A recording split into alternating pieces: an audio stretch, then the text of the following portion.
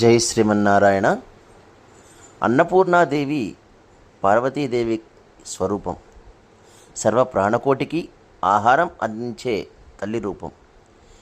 ఈ అవతారం వెనుక ఆధ్యాత్మిక సందేశం ఉంది. అన్నం పరబ్రహ్మ స్వరూపం.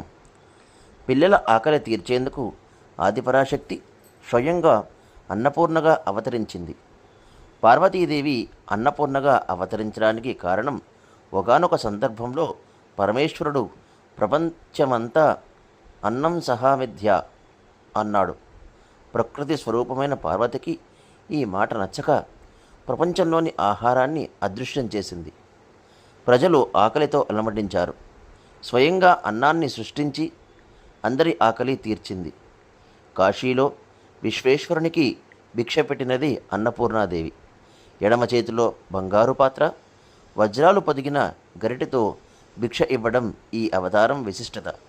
నవరాత్రుల్లో 3వ రోజు దుర్గమ్మను అన్నపూర్ణ రూపంలో ఆరాధించడం పరంపర. అన్నం ననింద్యాత్ అంటే అన్నాన్ని నిందించరాదు. అన్నమే జీవానికి ఆహారం. అన్నపూర్ణాదేవిని ధ్యానిస్తే ధన ధాన్యాది వృద్ధి, ఐశ్వర్య సిద్ధి, మేధ, వాక్కు మరియు సమయస్ఫూర్తి కలుగుతాయని పురాణాలు పేర్కొంటున్నాయి.